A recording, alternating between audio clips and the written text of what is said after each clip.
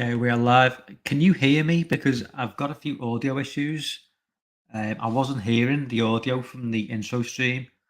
So let me know if you hear what I'm saying. It's all good. I don't know why I'm not hearing any audio from the intro stream, but if you can hear me okay, give me like a thumbs up or just say, yeah, I'm coming through loud and clear.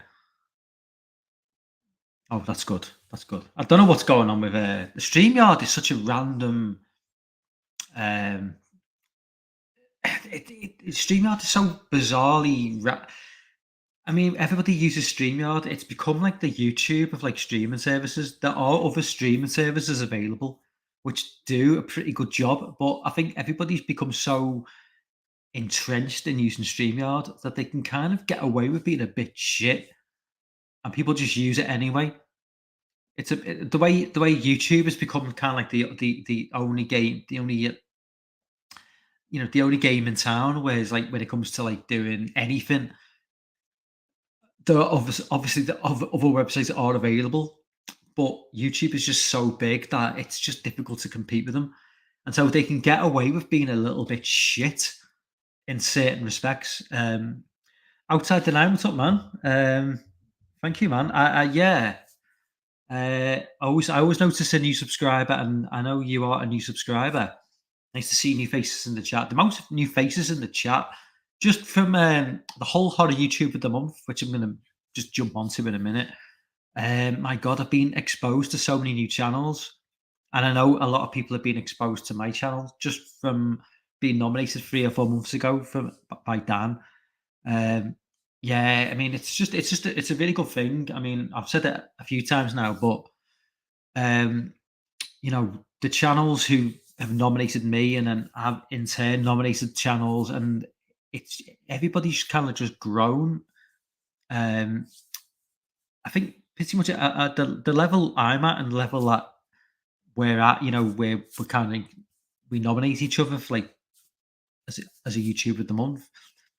It's kind of enough to like almost like double your subscriptions. I mean, I was sitting at around less than 50 subs 4 months ago, and now I'm like 121 subscribers. And obviously, that's just like it's like a snowball effect. So obviously, the more subscribers you gain, you pick up new subscribers all the time. Um, I think that's been one that is definitely the main reason why I've picked up subscribers. I don't think the reason I'm picking up subscribers is the bizarre live stream I did last year. I think Lawn jumped on where I did a live watch along of Jeepers Creepers. That video has now been seen over 3,000 times, and I've no idea why. It's something to do with algorithms, but like literally, some throwaway live stream I did last year, which barely anyone watched at the time, is now getting like around about 150 to 200 views a day. And I don't think for a minute that people are like watching the video in any length, shape, or form. But I think they're clicking on it maybe for like 5 seconds and then clicking off. But it still counts as a view. I'll take it. But yeah, so basically, for some bizarre reason, I've got this, you know, Jeepers Creepers live watch along that it's gaining like hundreds of views every week. I don't, and it's only happened like in the last sort of like maybe when the new film came out, it kind of hit some sort of algorithm. But yeah, it's just like every time I refresh YouTube Studio, it's kind of gained like another 200 views. It's just like, I mean, it's probably going to be on like 5,000 views in a couple of weeks, which is just ridiculous. Whereas everything else I've ever done is kind of like around like between 100 and 200 if I'm lucky. So yeah, that's YouTube for you. Crazy, crazy shit. Let's just jump in the chat before I carry on because we've got a lively chat already. DJ's in the chat. What's up, man? We've got Griffin, Big T, outside the line. Obviously, new subscriber. What's up, man? We've got JT as well. JT, congratulations. I'll get to that in a minute. I'll get to the whole horror YouTube thing in a minute. Yeah. Anybody else? Lorne, I think I mentioned DJ. Yeah, I mentioned DJ. Yeah. So basically, yeah. So yeah, handed over my prestigious YouTube of the month Crown the other day. JT, who was in the chat now, if you're not subscribed to JT, go and give him a subscription. Great guy. I'm sure you all know who he is. But, if you like long form horror movie discussions, reviews, he's your man. Um, so he is the new YouTuber of the month, and go and check out his latest video where he nominates for new YouTubers because that's how this thing works. Let's just go and push new channels, push smaller channels, and let's get them where they belong, which is well wherever that is. I don't even know. I mean, I that's the thing about YouTube. It's kind of like I've just Mike, was that watch long really a year ago? Yeah, it was Big T. Yeah, it was. Yeah, it was a year ago. It's flew by. Yeah, I've been doing this channel for like 18 months now. January 2021 is when I started. Yeah, so it's flew by, man. Yeah, so yeah, go and subscribe to GT, and then go and check out his latest video or one of his latest videos where 4 new YouTube horror YouTubers. Video Tasties is up again. If you're not subscribed to Video Tasties, I can vouch for Video Tasties. Gareth, great guy, insane VHS collection. One of the most insane VHS collection. His VHS collection is just ridiculous. He's got like everything on VHS. It's just insane. And he does like live streams every virtually like 5 nights. He's so like I'm so lazy compared to him. He does like live streams like 5, 6 nights a week, just like live watch-alongs, and he just brings on like small channels and gives them a bit of a push. And it's just like, yeah, his work rate is just insane. I'm way too lazy for that, man. I mean, I'm quite happy doing like one, maybe two a week. Trying to do it like maybe like one or two uploads. Um, so yeah, basically, yeah. So I mean, I think I've covered the whole YouTuber of the month thing. Yeah, I did want to give a bit of a shout out to that early doors. So yeah, I've only got. I literally want to jump on for like an hour tonight. I'm gonna go on live Friday night and do more of a casual live stream. JT's gonna jump on hopefully as well, which is gonna. And hopefully, if Chris is around, he's not working in his Halloween shop. Lucky bastard.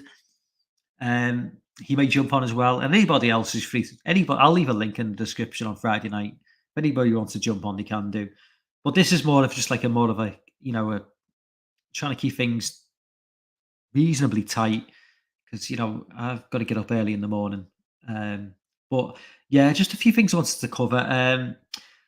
Quick rant about like UK cinema releases. The fact that we're not getting Barbarian until the end of October is pissing me off big time because everybody in the States has seen Barbarian, or anybody who is in this sphere of YouTubers. People talking about Barbarian, people watching it, people reviewing it. I can't fucking see it.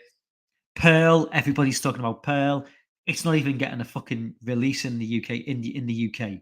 So Christ knows when that's going to get released in the UK on some whatever streaming service. I've no idea. So yeah, people talk about Pearl, not seeing it. People are talking about Barbarian, not seeing it. We did get Smile on Friday, which I've not seen because I am kind of. I mean, do I really want to fork out? Close. If I go with my son and we get food and shit, it's going to cost like upwards of like £30. Does Smile justify that? I don't think it does. I think Barbarian did, and Halloween Ends probably doesn't, but I'm going to do it anyway because I need to see Halloween Ends just because I need to see it. But Smile just didn't quite hit. I mean, I've not seen the film, obviously, but going from the reviews, I don't think I can justify spending over £30 on going to see Smile with my son and spending out money on popcorn and drinks and stuff. It does look decent, but I just don't think it's quite to that level where I'm not spending out fucking 35, £40 on a fucking movie that is maybe at best like a 6, 7 out of 10. And yeah, I know Halloween Ends is going to probably be like a 5 out of 10. I get that, but I need to see that fucking film because I'm doing a live stream that night, breaking the film down, and because it's a Halloween film, end of. Do we need to say anymore? It's a Halloween movie. I've got to see that film opening night. Um, but yeah, it does piss me off that like we've got this issue now with UK releases where we've got like a month delay for something like Barbarian. I don't understand what the logic is. I can only assume that UK cinemas are trying to cash in on the Halloween theme, releasing it 28th of October. But Halloween is 3 days later. Make it release it at least a couple of weeks before Halloween. But and to not release Pearl whatsoever is just fucking stupid, man. I don't understand that decision whatsoever. So we don't get to see Pearl at all. Whereas in the States, everybody's watching the film, talking about the film. Ugh, fucking hell, man.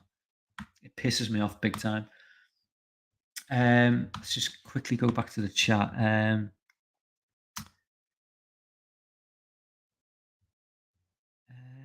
Let's see. Lord says easily the best Argento since Stendhal. Best. Sorry, on. I've missed some of the chat. So we're talking about Argento films somewhere along the line, but I think I might have missed that bit. Just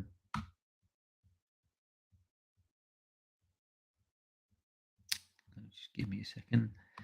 Big T says, I feel love like all the big channels I've already won, so now it's time to give back to the underdogs. It begins with JT. Yeah, absolutely. Lord says, don't sleep on the new Alex the Iglesia flick, Frenzy Man. I've heard, I think you've mentioned it in a previous stream. I think a couple of people have mentioned it. I'll have to try and check that out. But where on earth is that streaming? Yeah, Chris says, whatever everyone been up to. JT, same thing happened to me with my Cannibal Holocaust video. Was at 180 or so view a month ago, up to 9,000. Yeah, 9,000 views from 180. It's just like, yeah, nobody understands YouTube. Nobody understands how YouTube works whatsoever. I seem to remember, I think Steak Sauce had a video. Like, he does podcasts every week, obviously, but just one for some reason, like, was like just like took off like into the thousands, and whereas everything else was in the hundreds. And yeah, like, how does that happen? It's just like, is it a word? It's certain like keywords that like trigger YouTube to go into overdrive and start recommending it to everyone? I just don't know. Outside the nine, yeah. I just posted my new Jeepers Creepers Reborn review on my channel. If anyone wants to check it out, so everybody go and check out. I think I am subscribed to Outside the Nine. I'll have to double check when I finish the stream, but if I'm not, I will send the subscription your way. I have been like doubling down on subscribing to new channels because it's kind of like I'm trying to purge all like the old channels who I don't watch anymore and like get in and just start like subscribing to a lot of new channels who I do actually watch. Because I mean, I think I speak to most people is when I probably at some point I've probably been subscribed to like 200 channels maybe, and I barely watch any of the content from any of them. And I don't put notifications, for them. They're just still there, but I never watch them, and I'm just too lazy to get rid of them. It's because it's an effort to just like click unsubscribe, and it's just there's that many of them, so you tend to just leave them there.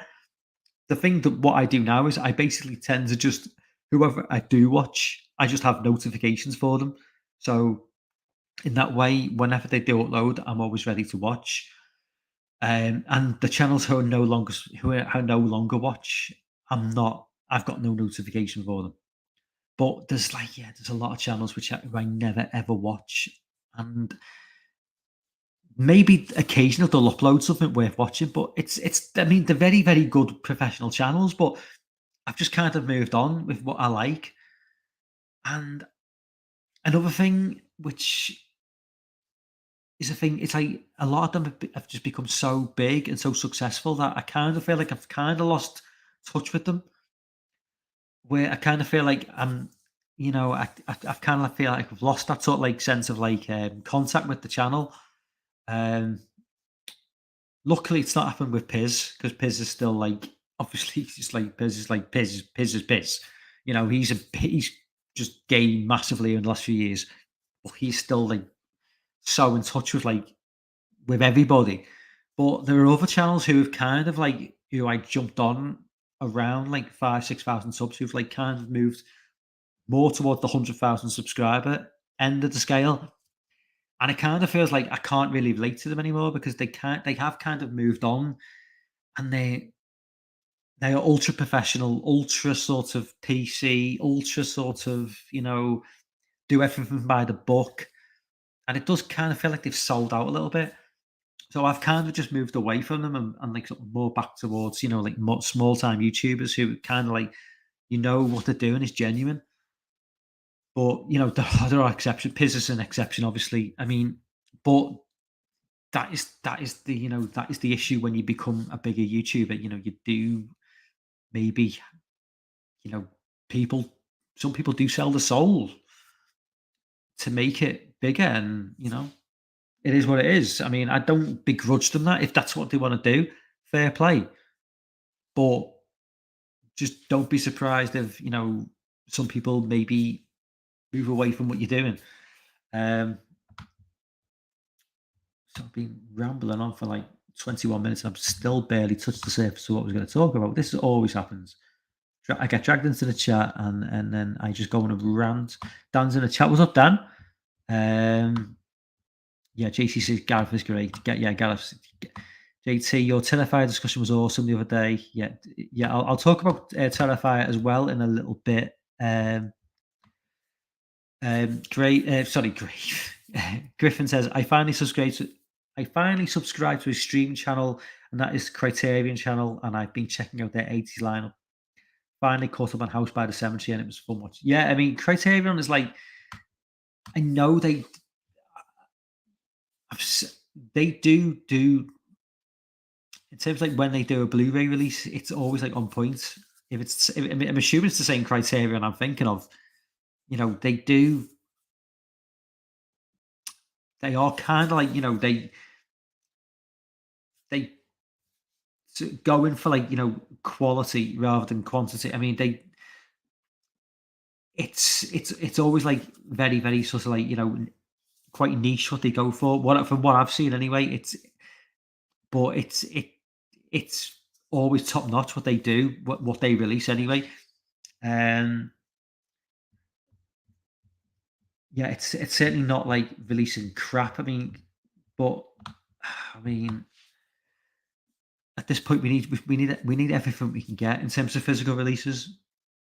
Says me, who doesn't even buy physical releases at the moment because of like financial shit, but wants to like sort of get back into it as soon as possible. But Big T says, sorry, JT says, Big T, thanks man, comment for Terrified 2. What I've heard from people who saw it earlier, I think it's great and insane. I certainly heard it's insane. Lord says Barbarian is okayish. I've heard people say I've heard people rave about it, and I've heard people say it's just okay. I'm probably I've not seen the film, but I'm probably going to be more leaning towards maybe what you say, Lorne, because I do think that people kind of like go a bit overboard with like, certainly with reviews and like just trailer reactions. It seems to be the norm now where people just go completely crazy over something without any like awareness of what it's going to truly be like. The Hellraiser remake, whatever the hell it is now, people losing their minds over it, and I'm just like, really? I mean, okay, maybe it's a semi decent movie. Maybe it's an improvement on like the previous 7 films, however fucking many there's been. Like for me, the thing ended after 3. I mean, anything after 3 to me is just completely pointless. I don't even think 3 was great. I don't even love 1 that much. It's a series of films. I'm not really the best person to talk about Hellraiser because it's not a series I've ever loved.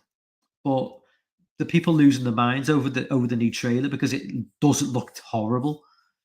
it kind of says everything about expectations in 2022. If it doesn't look horrible, then it's a cause for celebration. It's like, no, it looks half decent, which yeah. So half decent reaction maybe to the trailer, maybe not go completely crazy.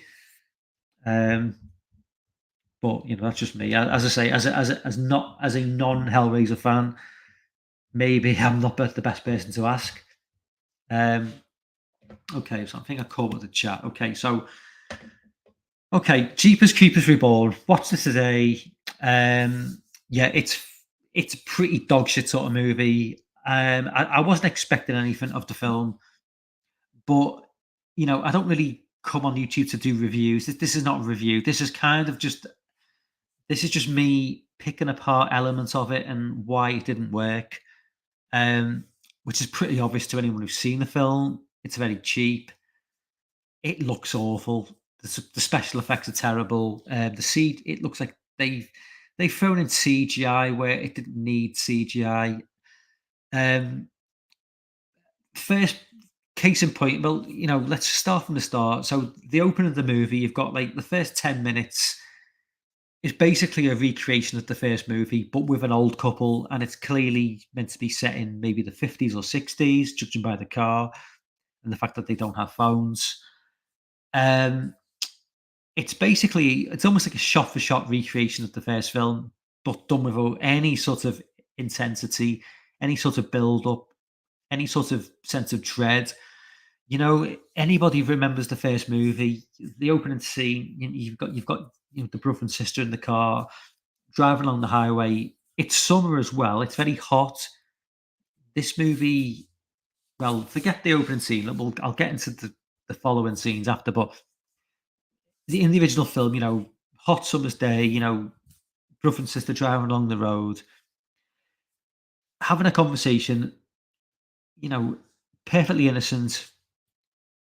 This goes on for a few minutes, and then another car comes into view, which is just a normal car. It's just an old couple driving, and you don't think anything of it. Obviously, it's a horror film. We're expecting something, but bear with me. So it's only when that car turns off down the side road that you see the creeper's van beating you. And it's way off in the distance, and you don't think anything of it. It's just there way in the distance. You're just watching the movie, not really sure what to expect. And it's only, with the build up that you see it get closer and closer and closer that you notice that something's going to go down. And that's the great thing about the original film, the build up of the suspense. Something's coming, but you're not quite sure what's going to happen. And Victor Salva, he may be a dirty pedo, but he knows how to build a scene. He knows how to build suspense, and he does build suspense in that opening shot. This movie doesn't do it in any way. It's just it rips off the first film, but beating you, the creeper pops up almost immediately right behind him, just directly behind him, honking his horn. And there's no sense of dread, no sense of fear, no sense of it just everything is just no, it's just thrown away and just for a cheap jump scare. It's not even a cheap jump scare. There's not even a jump scare. It's just he turns up, honks his horn, and they get a bit scared, veer off, almost crash the car, and then it's like almost like we've got to see what he's thrown down that well, and then obviously they go and he drives off. They go and see what he's thrown down the well, and then it leaves it's gone. Then it's gone to present day. But already within the first 10 minutes, I'm hankering for a better movie than this. AK, also known as the original Jeepers Creepers movie. And that's the problem with this film. The film goes on, you kind of just find yourself like wanting to be watching something similar, but a better take on something. So as the film progresses, we go to like the whole like sort of like whatever you want to call it. It's kind of some sort kind of like horror themed sort of fun park thing, which just reminds me of Hellfest. But obviously, Hellfest, that was obviously on a much bigger scale. This is kind of in a small town, so it's very small scale. Hellfest felt bigger, but it just reminds me of Hellfest. Again, reminded me of a better film than this. So as I'm watching it, I'm thinking Hellfest is a far better movie. And then they start talking about escape rooms. So yeah, so you start talking about escape rooms. So I'm thinking about escape room movies, and I'm thinking, oh, I really like the first two escape room films, which are way better than this. So all this film does is remind me of either far better or slightly better or a little bit better films than this piece of dog shit I'm watching. And then as it progresses, obviously we get, to the creeper's house. We get something with witches for some reason. The creeper's back. The scene towards the beginning of the film, it's like broad daylight, and the creeper's just wandering around and he kills someone. I don't want to see the creeper in broad daylight, and I don't want to see it.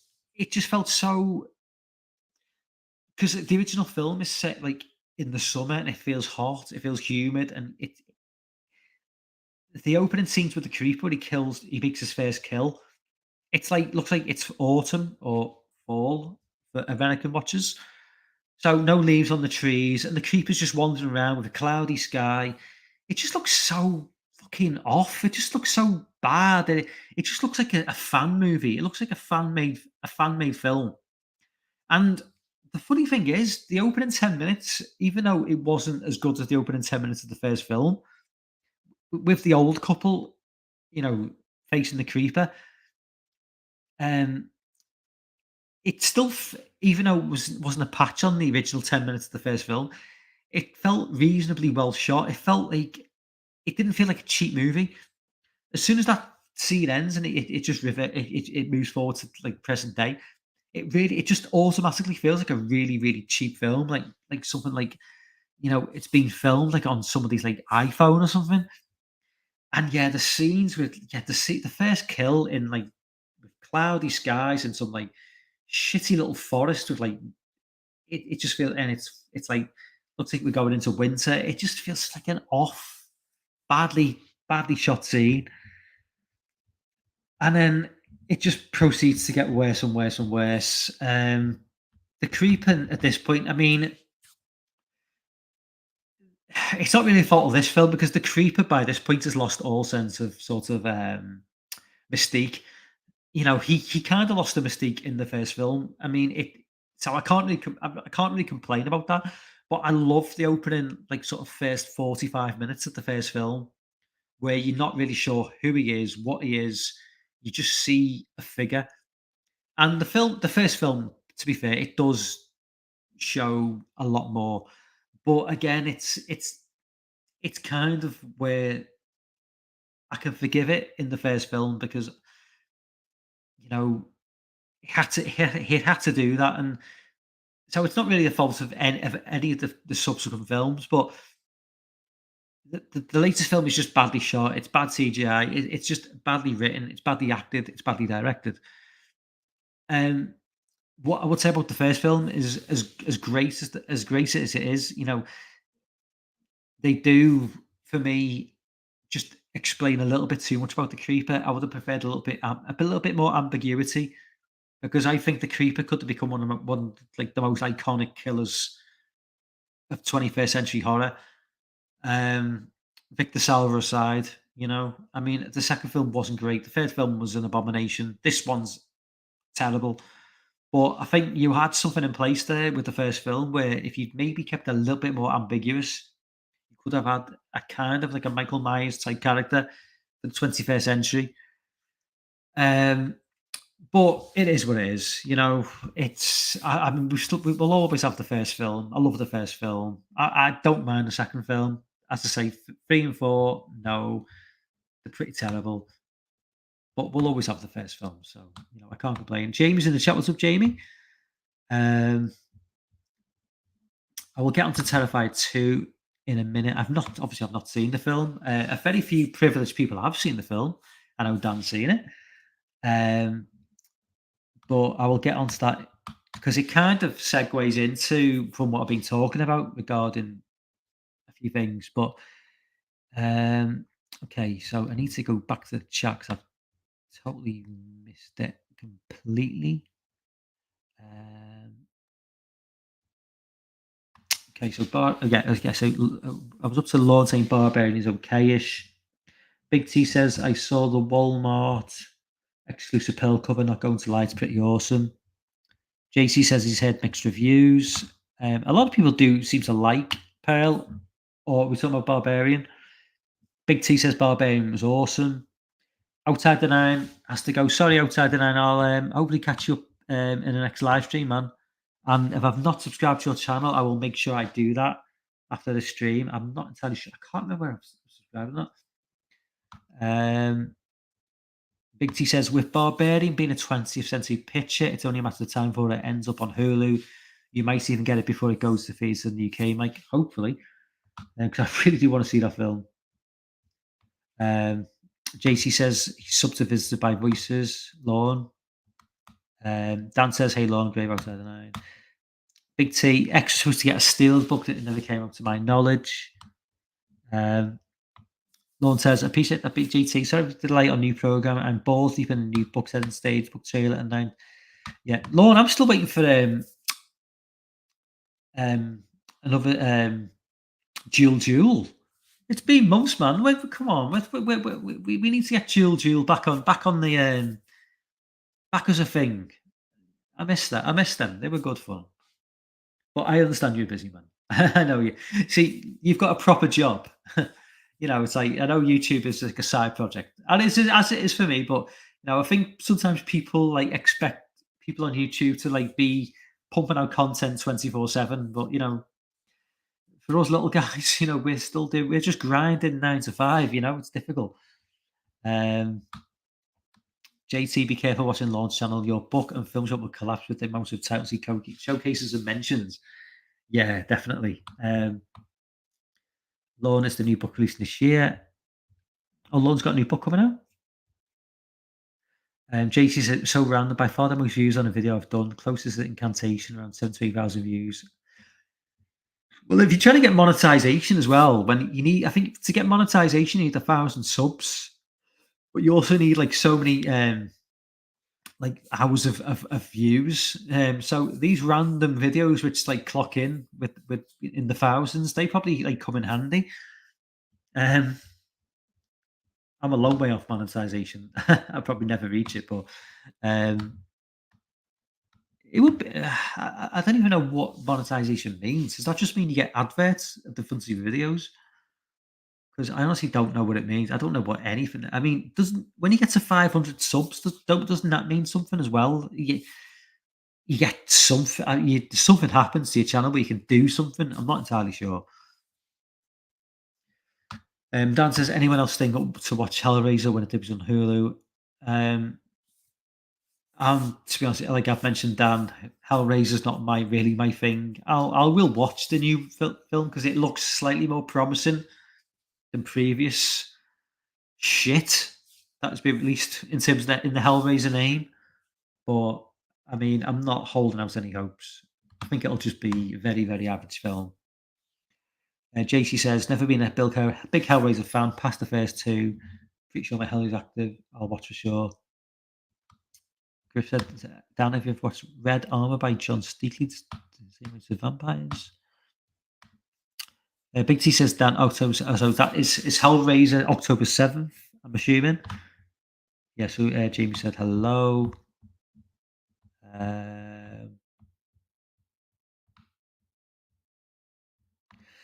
JC says, yeah, Mike, I've been subbed to every channel I come across on these stream chats. The more love spread across, the more. Yeah, exactly. Yeah. I mean, yeah, just everyone just spread everything around. Plug channels in comment sections. Certainly I don't mind plugging. If you want to plug a channel in my comment section, feel free to do so. I'm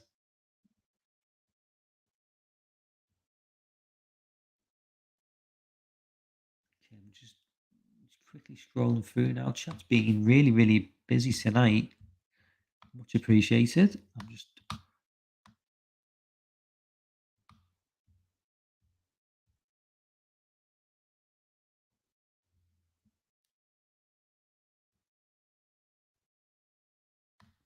Anthony's what's up, Anthony? Anthony's on board now. Sup, everyone. Original Jeepers Keepers set the bar too high for the follow-ups. 2 was decent.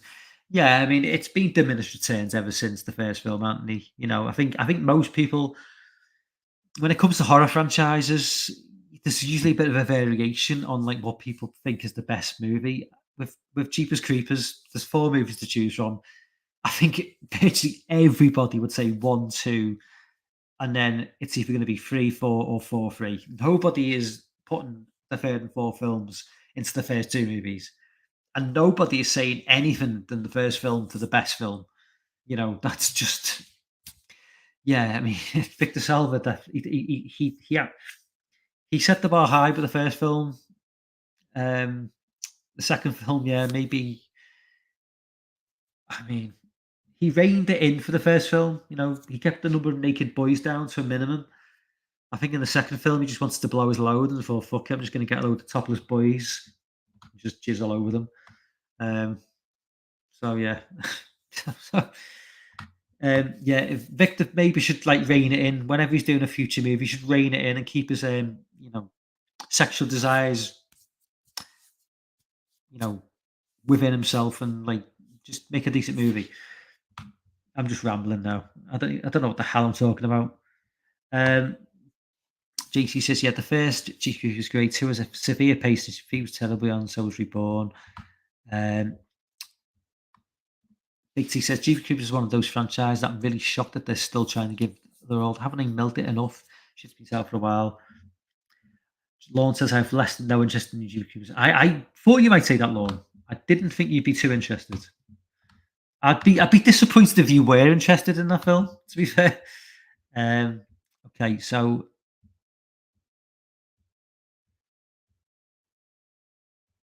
Lord says, so see how they run today, fucking slog. Don't bother, even if you're an Agatha Christie fan. Oh, is that film with that Irish actress? She's got a really I can't pronounce it. She's like, yeah, she's Irish. Her name's like Sayoris or something. She was in I think she was in like an A24 film where she played like some like spoiled like students or something.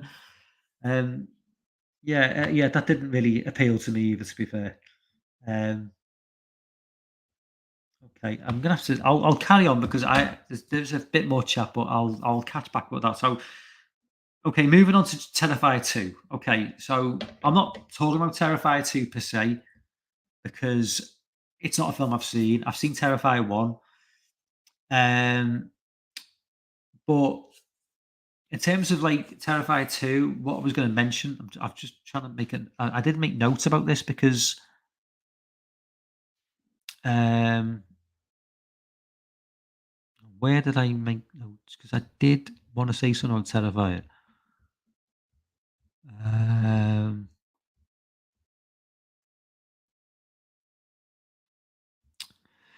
yeah, so basically, there's a couple of issues with Terrifier. What's up, Mike? Mike, what's up, Mike? What's up, Jonathan? I'm saying he says Mike. I say what's up, what's up, Mike? Jonathan, what's up, man? So yeah, Terrifier 2.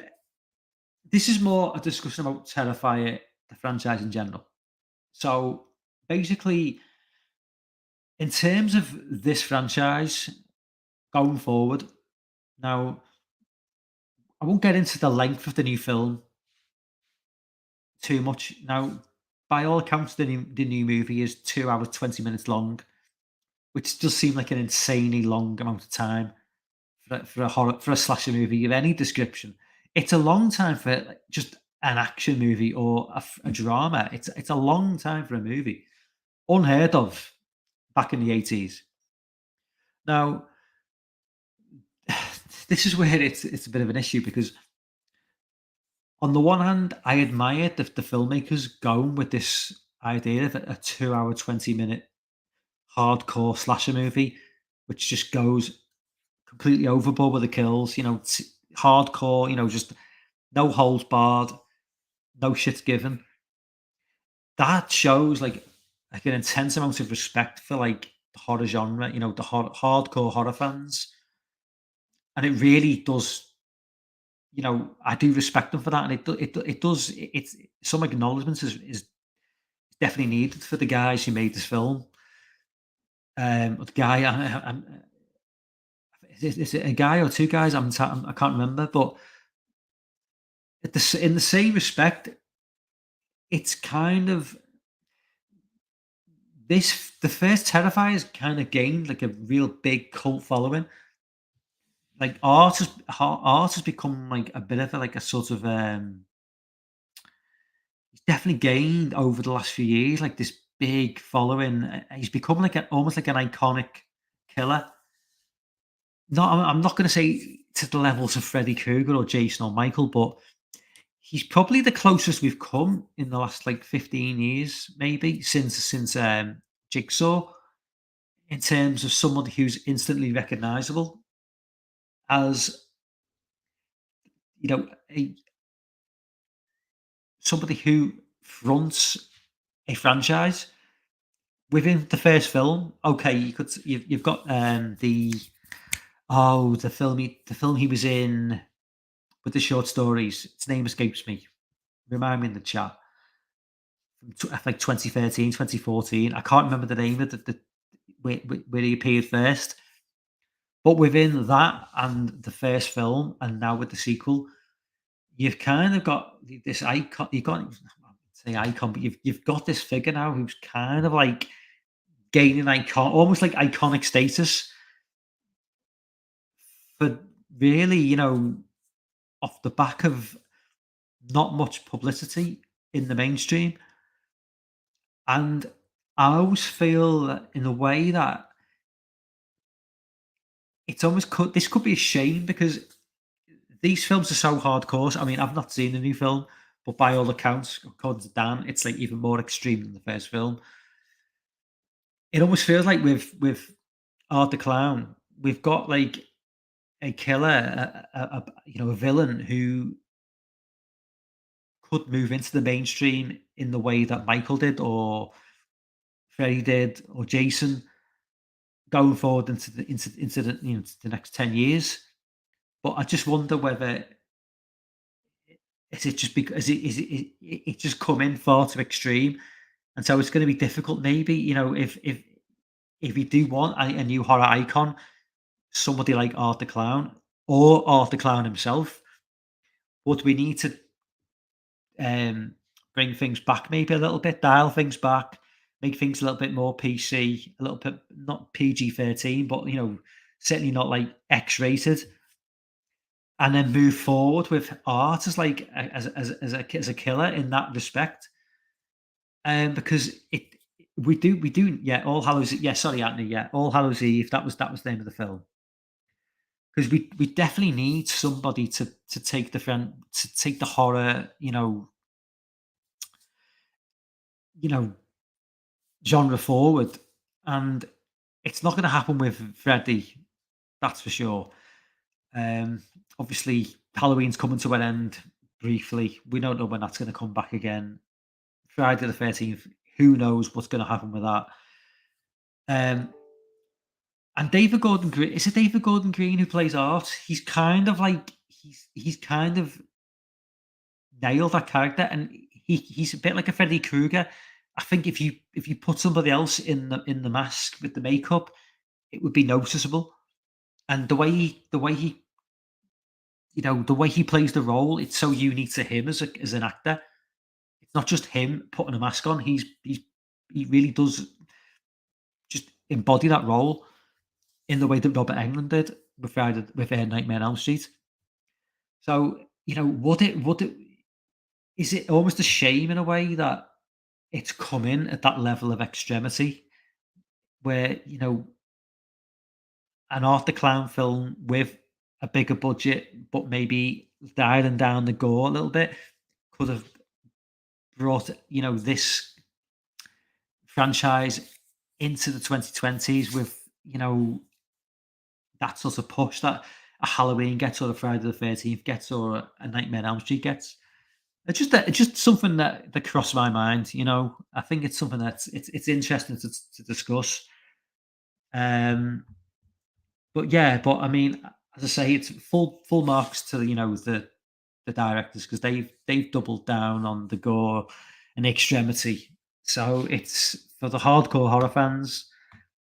It's certainly, a blessing, but could it be a curse in some respects on the wider horror community? Just could we have really had a really really good Art the Clown R-rated film, with a bigger budget and maybe a bit slightly more fleshed out cast.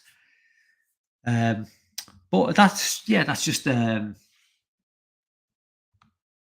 thoughts on Terrifier 2. I mean, or Terrifier in general. I mean, I've not seen the new film yet, obviously, but I just think it is interesting because the art is kind of like a unique character, and I think he really has kind of like caught the imagination more than anybody since Jigsaw, and not even Jigsaw, really, just the thing on the little bicycle, literally not even Jigsaw himself, just that little fucking thing on the bicycle. It's kind of like before Jigsaw for me is probably of the 21st century, the most iconic horror villain.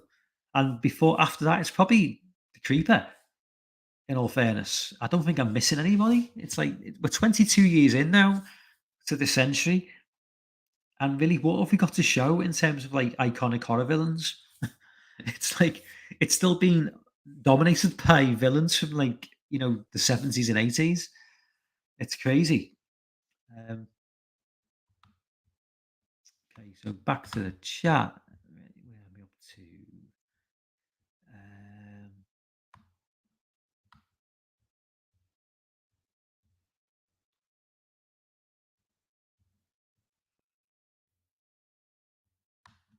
Dan says, check out Blue Whale and Bleak December before the new book drops. I bought Bleak December um, as an ebook.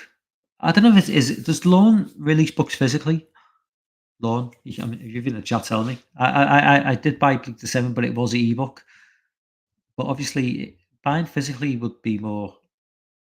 Obviously, people buying physical is always better, but sometimes it's just convenient, especially if it's shipping from the States as well. It's just easier to buy an ebook. But and he says, "Sup everyone, original Jeepers Creepers set the bar." Oh no, I've read that. I've read that comment. Um,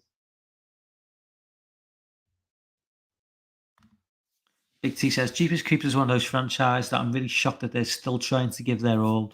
They haven't milked it enough. Shit's been sour for quite a while." Yeah, sorry, I've actually read some of these comments. The franchise died after two. Yeah, I'd agree with that. Okay, here's a question, Mike. Um, Mike, in your opinion, what are the top five most overrated franchises that you would love to see get canned? To pick five overrated franchises in terms of, if we're talking horror, I mean, realistically, well, let's just start with Jeepers Creepers. I mean, it's served its cause now. Um, but in terms like, I'm kind of a sadist. I don't really. There's very few franchises I like to see get canned. Um, if I like them, I kind of just want to see more. Even if they just keep pumping out shit, I just want to see more and more of it. Um, I would say, like I mean, non-horror. Lord of the Rings, Rings of Power is just an abomination, an absolute abomination of a TV show. No more Lord of the Rings. Get rid of that. Um, but um, I would say maybe Creepshow. I think Creepshow. I'm not the biggest fan of the Creepshow TV shows. I think we're up to season three now. I was done after season one. I think Creepshow needs to be laid to rest now. I didn't even think season one was very good. To be fair, um, but yeah, it's very few in terms of like what I would like want to see canned completely. Because like I say, I'm just kind of like a masochist. I'll you can spoon feed me the biggest amount of shit ever, and I'll probably still semi enjoy it because yeah, it just is what it is. But there are exceptions, like I say, I mean, yeah, Lord of the Rings, just no more Lord of the Rings. Hobbit, I didn't like the Hobbit. Rings of Power is fucking atrocious. Yeah, and like I say, like the Creep Show TV show is just not doing it for me. Um, I probably wouldn't even say no to a new Creep Show movie, but I just think the TV show, it's like over 6 episodes with like three in each episode. The standard is just like just down. It's scraping the bottom of the barrel for me. I think the standard is just like low as hell. I think in the first season, the only things that stood out for me was the doll's house with the head and the haunted kids who would go around on Halloween, like doing trick or treat. I think that and a couple of others from that entire first season. I think everything else is pretty bad. Um, okay, so I've been going for 55. I'm going to wrap things up there in the next few minutes. I think. I did want to like mention just like just talking about like YouTube in general. Following a lot of YouTubers over the last sort of like 10, 15 years. And a guy who I really, really like, Wolfman's Got Nards, Scottish YouTuber, horror YouTuber, loves Halloween. Watching him since, a couple of thousand subs, maybe even less, maybe 1,000 subs. And I think he hit 30,000 subscribers like a couple of days ago. And I just got a notification from his channel tonight, and he was doing a live stream with the Critical Drinker, talking about Halloween, John Carpenter, and like anybody knows, the Critical Drinkers, like he's like 2 million subscriber channel, both Scottish guys as well. And I love the Critical Drinker. I think Critical Drinker is just fucking legend. I love him. I love his content. Um, he's kind of just u- usurped the mainstream. Is that a proper word? But it's like he's kind of got like to the point where he kind of like his opinion has more relevance than a lot of like mainstream newspaper columnists. Um, and just to see someone of his level with Barry from Wolfman's Got Nards on his channel at 30,000 subscribers, just to see someone with nearly 2 million subs doing a live stream and talking about John Carpenter, talking horror, and to think that Barry was just on just a couple of thousand subscribers, a few years ago. It's just great. I mean, it just goes to show, if you put the work in, you know, you take the time. I mean, Barry, for all I know, he's probably still working full time. It's certainly not a full time job YouTube for him, but he's taken the time. He's grafted. He's done it. He's done his research into what works and got the setup. And ultimately, you can be rewarded, and it's only a matter of time before somebody like that is probably in a position where YouTube can become a full time job. And to be hosting somebody with 2 million subscribers on your channel when you've got 30,000 subs, it's just what an achievement. But yeah, I mean, anybody who's not subscribed to Wolfman's Got Nards, great guy. I'm sure most of you guys know who he is. But yeah, it's just one of those things, isn't it? I just great to see a success story. And a lot of these channels who I kind of got on board with like 2, 3 years ago, like Cody Leach, and Barry and Dave McRae, they're all like sort of like 30. I mean, I think Cody's on like 80,000, 90,000 subs. Um, I do think they get a little bit too positive as time goes on. Some of these big YouTubers, I'm not aiming anything at Cody, but it just seems to be a pattern where some of these bigger YouTubers suddenly get really, really positive about every little release ever.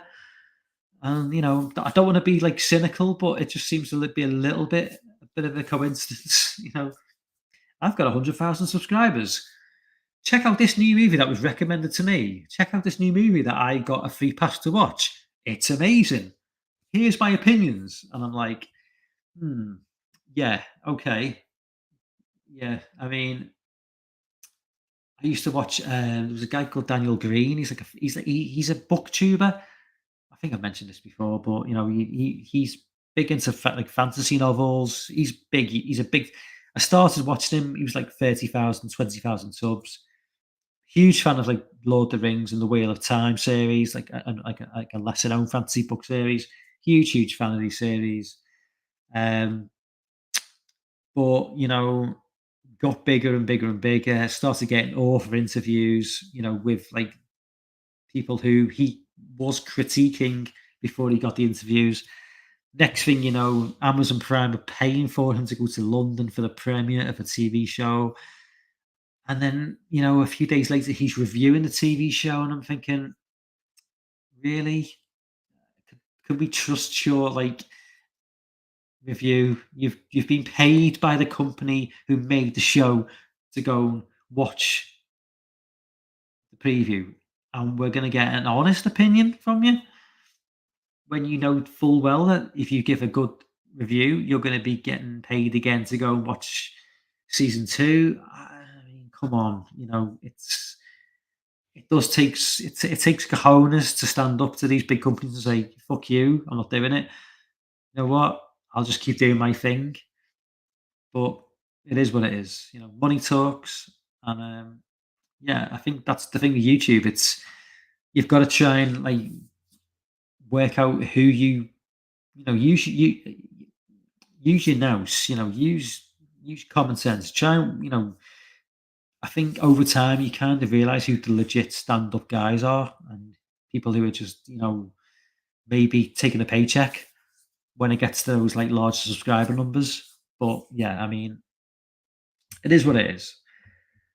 Um, okay, so I'm gonna wrap things up now. I think I've been going for over an hour. I am probably gonna live stream Friday night. It's gonna be a casual stream. I'll put the link out in the description. Anybody can jump on. I will just shoot the bull, as Piz would say. Dan says not a fan of Cody, the horror show guys. Pretty cool though. Yeah, I mean, I still don't know what the.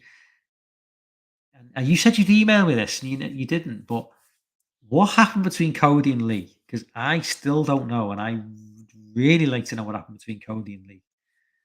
They were tight as fuck, and then it just all blew up, and I don't know what happened. And I tried to find out, and nobody will say.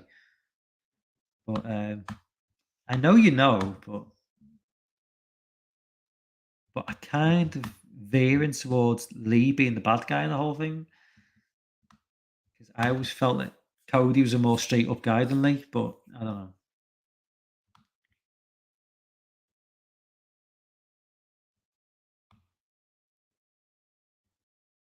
Yeah, there's a few more chats going, but yeah, I think I'll sign off now, guys. I've been going for over an hour, but everyone who jumped on, JT, if I go through, it'll take me too long. But everybody who jumped on, you know who you are. Thank you very much. Yeah, so thank you for. I mean, everyone going back to the horror YouTube of the month. Thanks for Dan for nominating me, and for Jake for nominating me, and for Chris for nominating me. It had a massive impact. More than doubled my subscribers. And obviously, JT will vouch for the whole thing. It's been great for his channel as well. So yeah, thanks for everyone who jumped on tonight. And I say thanks for the whole YouTube month, everyone who voted for me and going forward and whatnot. Yeah, so I'll probably almost certainly be streaming live Friday night as well. Also, a week Friday it will be Halloween Ends post-mortem discussion. So basically watching the movie on Friday, then Friday night going deep diving into the film, tearing it to shreds, ripping its entrails out, going in deep, corpse fucking it, skull fucking it, you name it. Hopefully JT will jump on for that. I'm hoping Chris will have seen the film and is free as well to jump on, and anybody else who wants to jump on. I would say Lawn, but I don't think that's top of his priorities on the 14th of October. Somehow, I think he might be busy doing other things. but if he's not, he can jump on as well. And then I think later on in the month, I've got a Hell House LLC live commentary, live watch along. And then I think just before Halloween, it's a Hellfest live watch along. Hopefully, I definitely want Lorne to be on board for that because I know Lorne loves that film. Um, but that's it for now, guys. I will see you Friday night, hopefully. So, if everyone who jumped on tonight, thank you. Good night. Bye.